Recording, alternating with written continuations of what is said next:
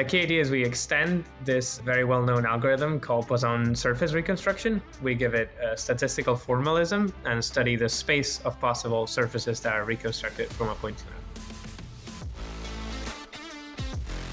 Welcome to Talking Papers, the podcast where we talk about papers and let the papers do the talking. We host early career academics and PhD students to share their cutting-edge research in computer vision, machine learning, and everything in between. I'm your host, Itzik Ben Shabbat, a researcher by day and podcaster by night. Let's get started. Hello and welcome to Talking Papers, the podcast where we talk about papers and let the papers do the talking.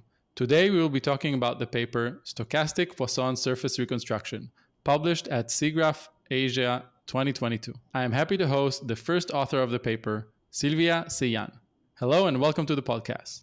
Hi. Can you introduce yourself?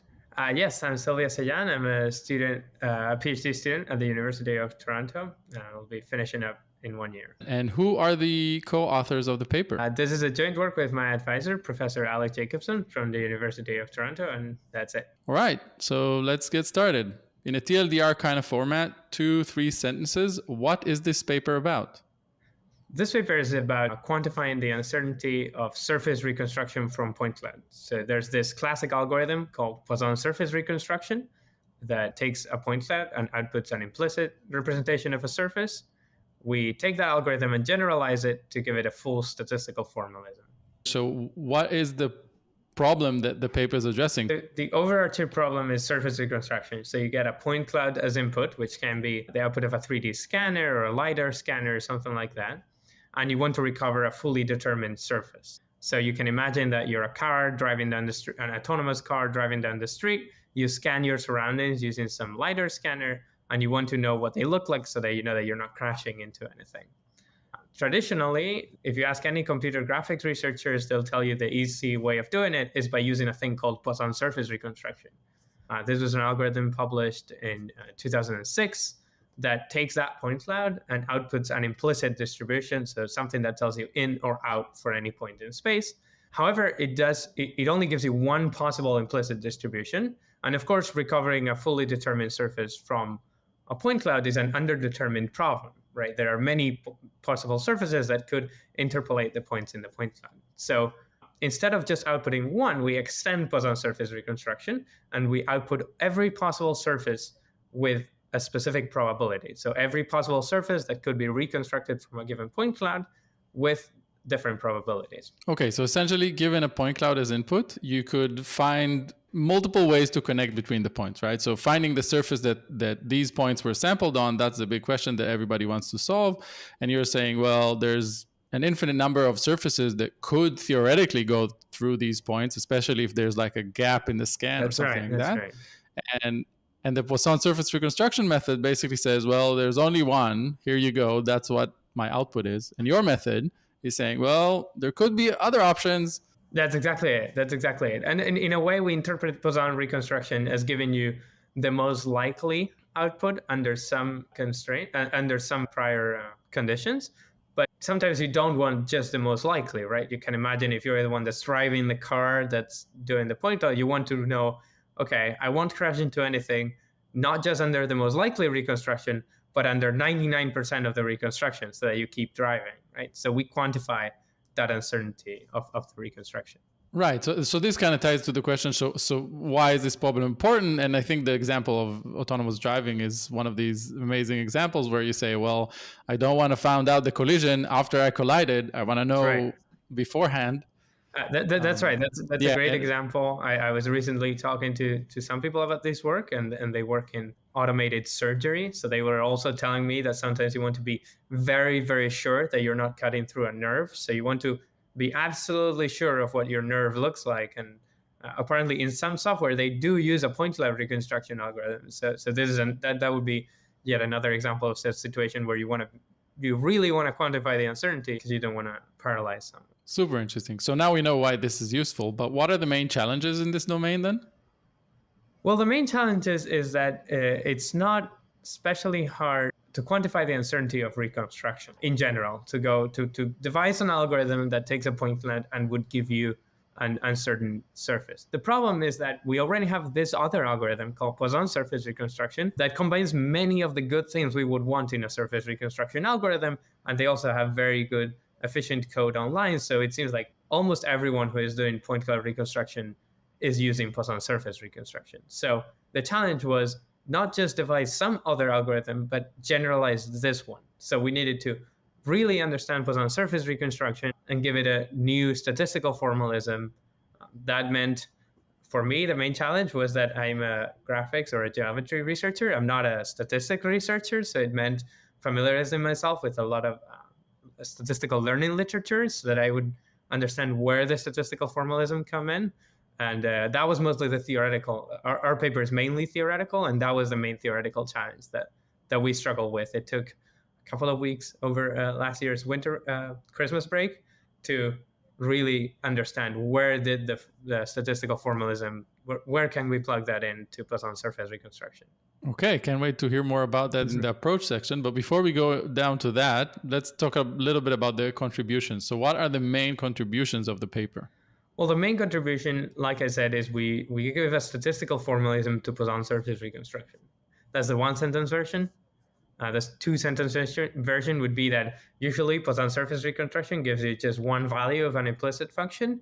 We extend that, and instead of one value, we give you a mean and a variance that fully determine a Gaussian distribution of what the value at that point is. I know that like people in your field use this term coordinate network. This is not a network, but it's kind of a coordinate function that implicitly defines a surface. Think of it as quantifying the variance of the output of a coordinate network. So I'm super excited to get down to what the approach is doing. But before we do, let's talk a little bit about the related works. So if you had to name 2 or 3 works that are crucial for anyone coming to read your paper, which ones would those be? Well, the most obvious one is Poisson surface reconstruction by Kashtan et al. That's a 2006 Symposium on Geometry Processing paper. That's the main work that we're extending. So, we give a summary in our paper, so you could read our paper without reading Poisson surface reconstruction, but that's the main work that we build on. So definitely that's the most important one.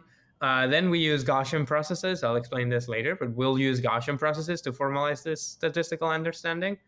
So 2 of the ones I would recommend someone read are Gaussian processes for machine learning. This is a book. And also there's Geometric Priors for Gaussian Process Implicit Surfaces by Martins et al. This is a paper that basically uses Gaussian processes for the specific case of surface reconstruction, and it's written more for a graphics audience. So it was easier to understand them for me than one of these Gaussian processes for machine learning more general papers. So if you come from a graphics background, Geometric Priors for Gaussian Process Implicit Surfaces. Okay, excellent. I will be sure to put links to all of those relevant references in the episode's description. Personally, I think that any researcher working on surface reconstruction has to read Poisson surface reconstruction. Like, it's a must read. So it's time to dive deep into the approach. So tell us, what did you do and how did you do it? Well, we combine Poisson surface reconstruction with this concept called Gaussian processes. I'll be careful in how to explain this because I know that most of your audience is from machine learning, not necessarily graphics. So I'll basically, you need to understand both things to understand our approach. And our approach relies on one very specific interpretation of Poisson surface reconstruction and one very specific interpretation of Gaussian processes, and then we put those together. So what we did is we went through Poisson surface reconstruction and we interpreted it to work in 2 steps. So basically, Poisson surface reconstruction takes a point cloud as input. That point cloud is oriented, so it comes with a bunch of normal vectors.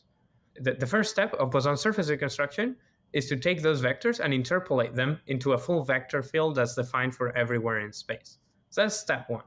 Step 2 is that they then solve a partial differential equation to get an implicit function whose gradient field is that vector field. So basically, step 1, you go from a discrete set of points to a vector field, and then step 2, you go from a vector field to an implicit function. That's basically all you need to understand about Poisson surface reconstruction. And of course, that PDE that you solve is a Poisson equation, so that's why it's called Poisson reconstruction. But really, the part we care about is that step where you go from an oriented point cloud to a vector field. we noticed that that step can be seen as a Gaussian process. So what is a Gaussian process? Basically, a Gaussian process for your audience is just a way of doing supervised learning. But just in case someone from graphics is listening to this and is wondering what is that, that means that you want to learn some function that you don't know what that looks like, and you've observed it at some points, a finite discrete set of points. So I like to think of the function being how long does my advisor take to respond to an email, right? So the variable is the time of the day that you send the email, and the response or the function that you want to learn is the hours it takes for him to respond. So maybe I send my advisor an email at noon, I send my advisor an email at 2 p.m. and I get 2 data points, right? But then I ask myself, well, what would it look like if I sent him an email at 1 p.m., right? That's a new point that I haven't considered. We call that the test point.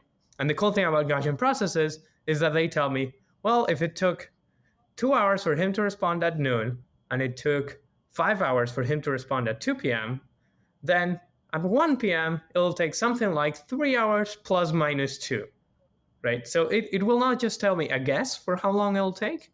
It'll tell me sort of an error bar, a variance for how long it'll take. And we can compute those, that mean and that variance with simple matrix equations. So we do some assumptions that I'm not going to get into onto a Gaussian process, and we notice that step from Poisson surface reconstruction, that going from a discrete set of oriented points to a vector field, that step is a supervised learning step. So like the vector field that Poisson reconstruction outputs is the mean of a Gaussian process where you're trying to learn that vector field as a function.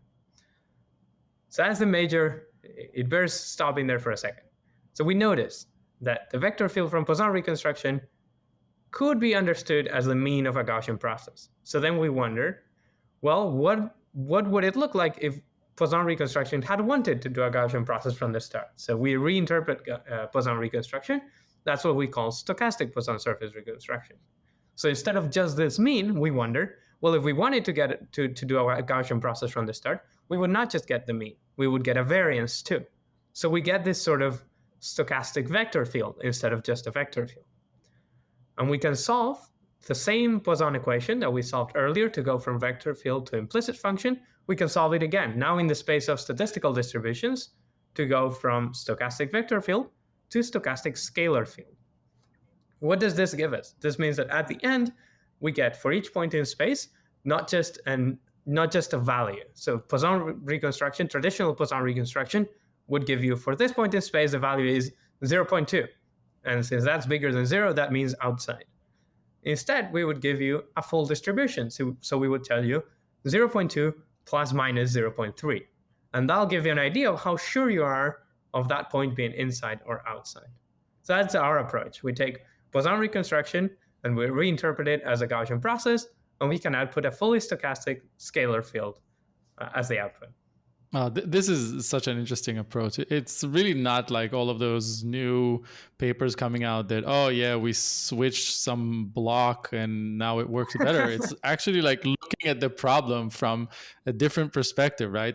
Like looking at it in the way that you now have like this Gaussian process, which gives you this stochastic properties you can utilize to do so much more than you could before with the traditional or classic Poisson surface reconstruction. Yeah, I'm glad you enjoy our approach. I can shout out Derek Liu, who I think was on this podcast a few months ago. I asked him, before I started to work on anything related to machine learning, I asked him, how do you work on machine learning such that you're not waking up every Monday checking archive to see if you still have a project? Because that feels too stressful for me. I don't want to panic. I already panic enough in my life. I don't want that to add that. And he said, you just need to work on something so fundamentally different from everything else that no one's going to scoop you, which is like a classic Derek advice where you're like, well, obviously, if I could, I would work on something revolutionary and fundamentally different, right? The problem is I don't. But this paper felt like that in the sense that, Poisson reconstruction has been around for 15, 16, 17 years. There aren't many people that are working on statistically formalizing Poisson reconstruction. So it felt like a nice niche paper to write that that I didn't need to be anxious about being skipped on. So that's kind of the reason why. Yeah, and I think this message is like super important because most of the audience of this podcast are early career academics or PhD students, and I think the message of not crunching the parameters all day and trying to really find something that's fundamentally different than what everybody else is doing, I think is a super important message to convey. So thank you for that. To be clear, that's okay. Derek Liu's message, not mine. Yeah, that fits for you and it fits for me too. I mean, right. I think that what research should be about, right? It shouldn't be. It's unfortunate that a lot of fields are now in the place where it's about tuning parameters and rather than coming up with new and interesting approaches and perspective. On this podcast, I try to bring all those that do that. Like they give a new perspective on a field, solve a problem, and seems like I've got 2 for 2 for now. Okay. Maybe okay. I'll ask you a question then. I'll change the format a little bit, and you can cut it if you don't want it. But this, you're focused around papers a lot in this podcast, obviously, and I wonder if part of the problem is that we're using this academic currency. So, obviously, if we have an incentive, if we create an incentive, then people, and I include myself, are going to look for what is the idea that most quickly and concisely resembles a NeurIPS paper or a CVPR paper or a SIGGRAPH paper. I wonder how much our current scientific publication process encourages those types of works that are, I changed the parameter a little bit and I got this boldface number at the end of the table, and that's a CVPR paper, which are definitely important works of research, but currently we have no way of distinguishing between fundamentally different approaches and those types of works. So, how much of it is our fault for focusing on papers too much? Is there going to be a talking blog post podcast soon? Well, actually, that's a great question. And personally, I try to bring those papers that do the extra mile as well. So usually papers that have a project website and a blog post, and they try to convey it and teach it, and not only, okay, here are the bold numbers, we are the best, right? Where somewhere there's an idea. But I think you touched on a very important point where you said, well, our incentive system is not good. I'm not sure I have a good idea for what is a good incentive system, but the current one is not good. We're judged by the number of papers that we shoot out, and the more they get accepted to higher tier venues, the better. And that helps you secure funding, and securing funding helps you get students, and that's your academic career. And there's nothing that looks at, and you can actually even see it on Twitter, right? Every other academic kind of posts, oh, we had 7 papers accepted to CVPR. Yeah, exactly. And now is this out of how many? Right? It's not just about the successes, right? It's also about all of the times that you tried something new and risky and novel and failed, because you're doomed to fail, right? That's research. If we knew the answer before we started the project, then it's not a very interesting question to work on. And yeah, I agree. It's a big problem in multiple fields at the moment. But the upside is that it pushes everyone to the limit, and it pushes the field forward much faster than any other field. And I think there are some things that people now do in addition to papers that even further promote that, right? Publishing the code, that wasn't a huge thing, 10 years ago. Who would have put the code online and made sure that it can run on multiple platforms? Today, it's almost standard to put your code on GitHub, right? So bittersweet, right? You can't have the one without the other.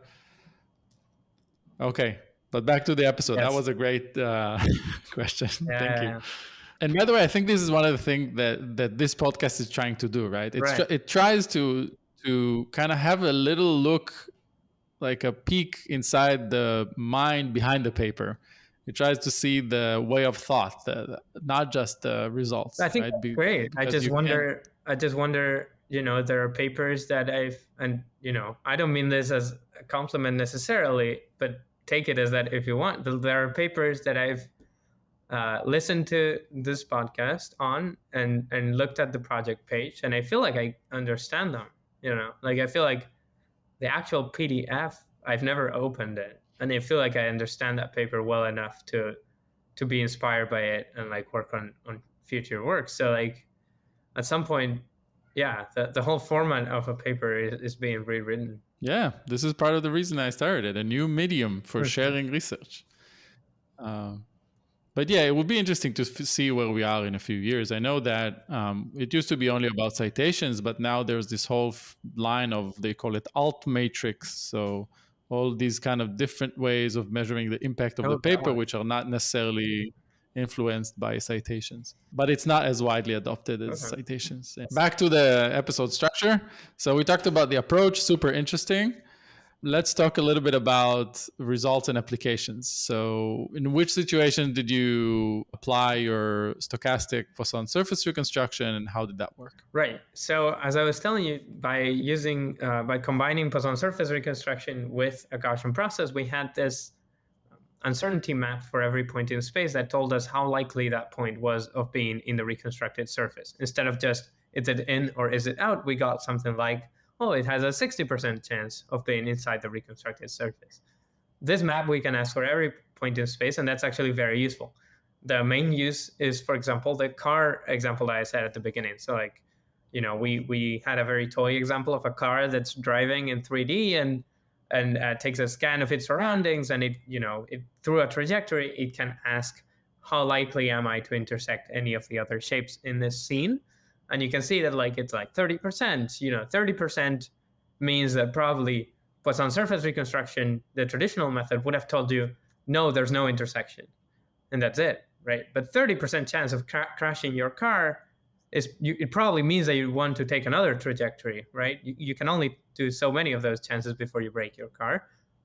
So we do examples like that. Another thing we do is, if you think about it, the more these probabilities are closer to either 100 or 0, the more certain you are of what the shape looks like. So, if I give you an uncertainty map that just looks like it's 0 in all this part and 100 in all of this part, it means we're very sure of what the shape looks like, because for every point in space we can very confidently say if it's in or out.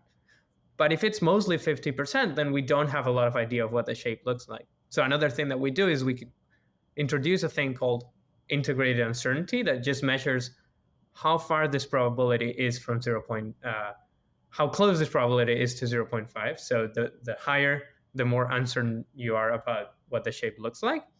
And that's something that we can use, for example, as a reconstruction threshold. So if we're scanning something from different angles, we can compute this integrated uncertainty and say, keep scanning from random angles until you reach 0.1 integrated uncertainty. And this is something that's agnostic on the shape that you're actually reconstructing. So you can use it as a threshold for scanning unknown shapes so that you get a similar reconstruction quality. So this is something that we output.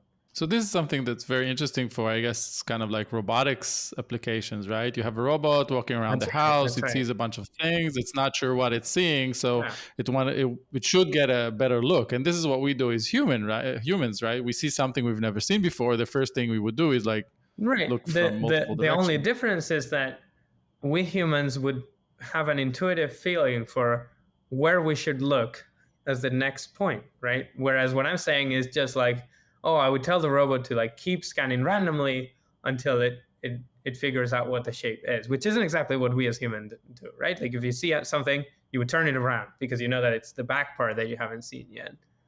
So this is actually something that we looked at further.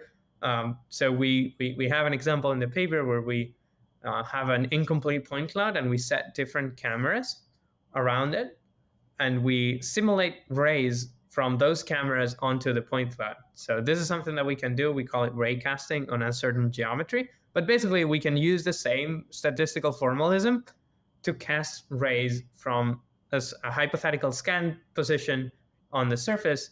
That means that for each possible camera, we can simulate which points would this scanning position add to the point cloud. We can add those points and see if our integrated uncertainty got better, right? So we can ask, by adding this new scanning position, did I actually gain any knowledge or not? And that's kind of closer to what the human is doing, which is identifying the next best view position. And that's kind of a further example that we have. So we can also do it with our statistical formalism. Super interesting. There's also, so I always make this joke that like, if you might have heard that actors have some movies that they do one for them, one for me. So like they have one movie that sells, so they'll do Avengers, so that it sells a lot of tickets, but then they'll use that money to fund their small project that won't sell as much, but they really, really want to do. So sort of these like next week planning, collision detection, all of these applications are the ones I did for the reviewers, right? So this is for them. The application I really liked is that by understanding Poisson reconstruction as a Gaussian process, in the process of understanding it like that, we needed to assume a certain prior, right? Because a Gaussian process starts by assuming a prior.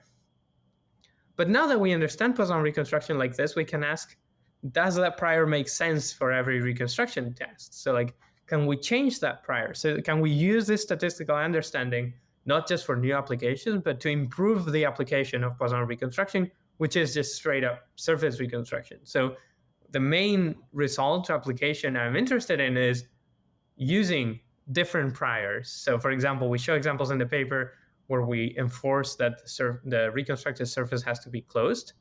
This is something that's a known problem with Poisson reconstruction, that sometimes outputs open surfaces. We solve that with like less than a line of code. With half a line of code, we solve that. We have a similar one where we close car reconstruction that Poisson reconstruction would have given an open output. So basically, changing these priors to improve the reconstruction are some of the most exciting results that we have, and some of the most exciting future work directions that we have that I guess we'll talk about later. Yeah, and I think like it really makes sense to have that like dependency on some prior, right? Because a lot of, I don't know, classification networks many people can say that it's already solved, right? So if you knew that you're looking at a car, right, and you have like, I don't know, a very noisy one-directional scan of that car, it would be really good for the reconstruction process to say, well, that's a car. Now you know that's a car. Use that information to improve the reconstruction. That's right. And there are, to be clear, like, point completion or surface reconstruction algorithms that use database knowledge. The problem is that those don't leverage all the good things about Poisson reconstruction. So Poisson reconstruction is extremely fast. It's extremely efficient. It has these local global dual steps that make it fast and robust, but also noise resilient. So it has Poisson reconstruction is the best of the best that we have for surface reconstruction. So like, I think thanks to our paper, hopefully there's a very clear follow-up of data-driven Poisson surface reconstruction. I guess I'll pitch it to your audience. If you want to write that paper, send me an email, because we can write it together, and I know how to use the code, so I'll do that part, but you do the data-driven part. I think that there's an opportunity for an immediate follow-up there that's very easy and could be revolutionary. Low-hanging fruit. Yes. Or rather, we built a ladder that takes you very far, very near the fruit, right? It wasn't low-hanging 5 months ago. Okay, were there any like fail cases or any unexpected results that you encountered? Well, good question. The main drawback of our algorithm is the speed. So our algorithm is slow. This isn't really like a failure. It's more like computing the variance of our estimation is very slow. This doesn't affect the project I was just pitching, because that would just be computing the reconstruction. That is fast. But computing the variances is slow. So we found that, when we jumped from 2D to 3D, we straight up couldn't do what we were doing in 2D in 3D in a reasonable time in a reasonable computer. So we had to use a space decomposition, a space reduction trick to make the solver manageable. So that was a bit disappointing. Another failure case, maybe not a failure case, but something in our paper that didn't go as planned is that we have this step where we basically lump a matrix. We make a matrix diagonal so that it's easier to invert, basically. And this is based on something that I know from finite element analysis, where people usually make a matrix diagonal. We show that it's valid under some assumptions, but it's not entirely accurate under all assumptions. This is not our, like, we had to do this lumping so that we recover Poisson reconstruction. So it's not that we propose this, it's that we explain Poisson reconstruction as having done this. But recently there's been a new paper by Alex Turnin et al. Called Numerically Stable Sparse Gaussian Processes via Minimum Separation Using Cover Trees. And this basically shows you a better way of doing what we did. This is a paper that was posted on arXiv 2 weeks ago, so there's no way we could have used it for our work. But this is I recommend this to anyone working on Gaussian processes and thinking about applying Gaussian processes at scale, because this basically gives you, I don't think Alex would agree with this interpretation, but it basically gives you a smart way of turning that of making that matrix smaller. So this is one thing that I wish this other paper had come out a year ago, and then we would have used it. Yeah. These kind of, like, the field is going forward and you never know which block you can swap into another block, and something that's a challenge today that you had to circumvent in some way at some point would turn up to be solved. But this is great. It means we're working in a very productive and high pace field. Yeah. Moving on to the conclusions and future work section. So how do you see the impact of the paper going forward? So I look at this paper as a computer graphics and geometry processing researcher, and the part that excites me the most about this paper is that it's a way of quantifying uncertainty of a process that we use in geometry processing. So, namely surface reconstruction from point clouds. So, one thing I would like to work on in the future, and I would like to encourage people to work on, because I think it's can be a very promising field, is a fully uncertain geometry processing pipeline. So there are all these works like ours that quantify the uncertainty of the capture step. So like going from a real world object to an uncertain surface. There are several works like that, ours among them. But we sort of stop there. And I would like us to do things to that uncertain surface, right? So, geometry processing doesn't stop at capture. We then solve partial differential equations on that geometry. We then compute differential quantities on that geometry. We then deform that geometry. We do physics simulation on that geometry, right? There's a lot of things that geometry processing does, but we're not doing it for those uncertain shapes. So the next steps, the ones I'm interested by, is, okay, now that I've scanned the thing and I've given you the different possibilities of surfaces that it could be, now tell me the different possibilities of curvatures that it could have, right? That extra step, I don't think it has been done before. And I think that's very exciting, because then we can inform the scanning, right? We can go back and say, well, I know that the shape has certain maximum curvature. So if I take it all the way, I know where I should scan next, because there are regions where my curvature is more uncertain or something like that, right? So this is a direction I think is very promising. We already talked about task-specific or data-driven Poisson reconstruction that I think is an extremely promising avenue for future work, low-hanging fruit, like you said. A tall ladder. A tall ladder, exactly. There are many ways of quantifying uncertainty that we could do in geometry processing, and I hope that this is just a first step to that vision. There are some steps that I think we will take, and there are some steps that I hope the community also takes. Yeah, this is one of the things I really liked about this paper. From the first read, I could totally see that it kind of opens up this whole branch of stochastically informed, inspired, or motivated further steps in the pipeline that you can use this work with. And yeah, it's exciting to see what will come up next.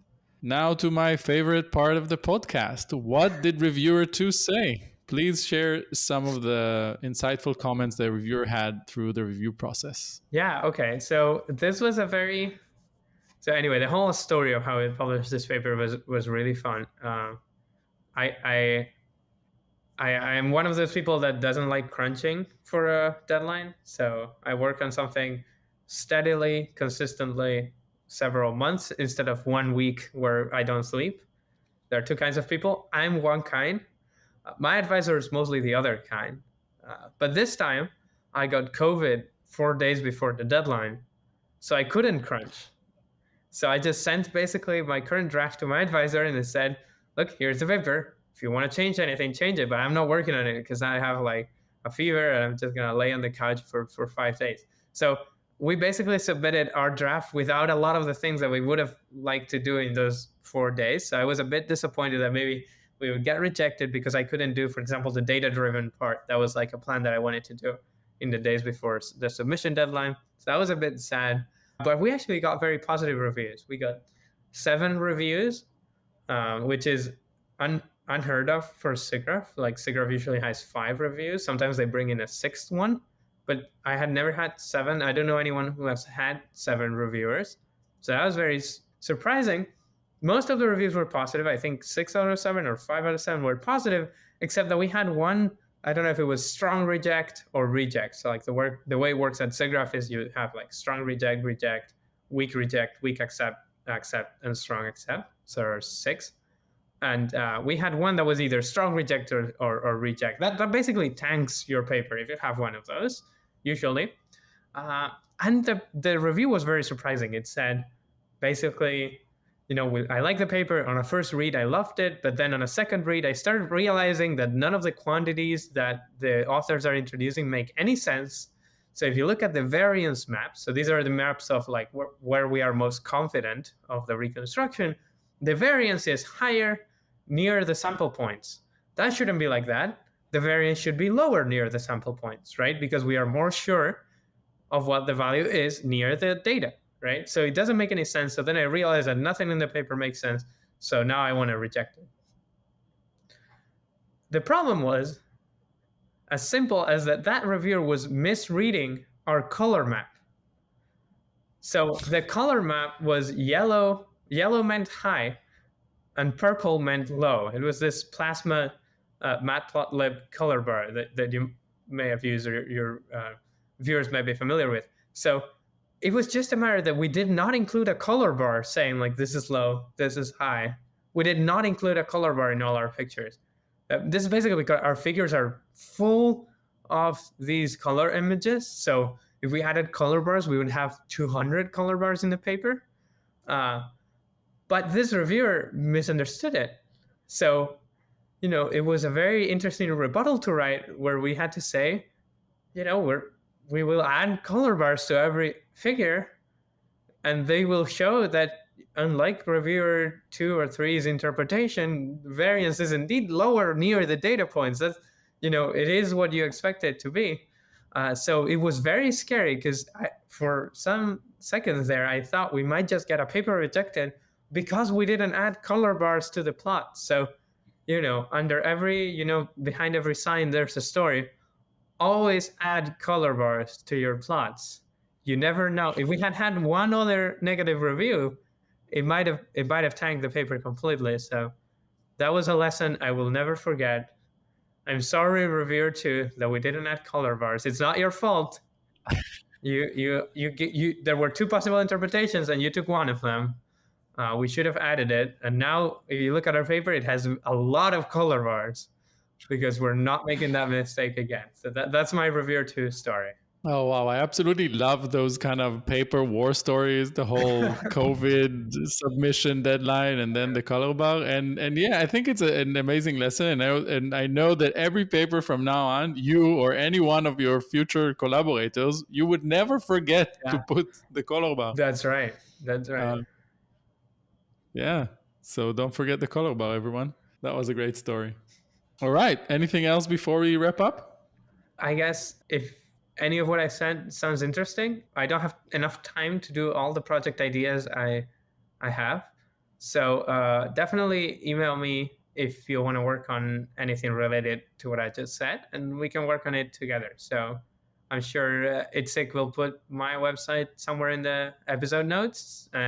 You can go there, find my email, and send me an email. I'm always open to getting random emails from people.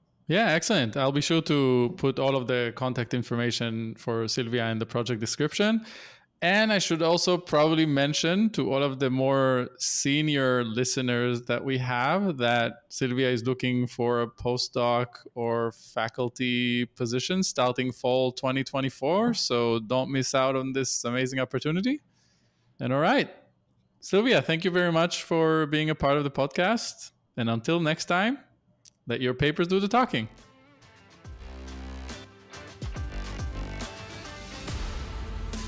Thank you for listening. That's it for this episode of Talking Papers. Please subscribe to the podcast feed on your favorite podcast app. All links are available in this episode description and on the Talking Papers website. If you would like to be a guest on the podcast, sponsor it, or just share your thoughts with us, feel free to email talking.papers.podcast@gmail.com. Be sure to tune in every week for the latest episodes. And until then, let your papers do the talking.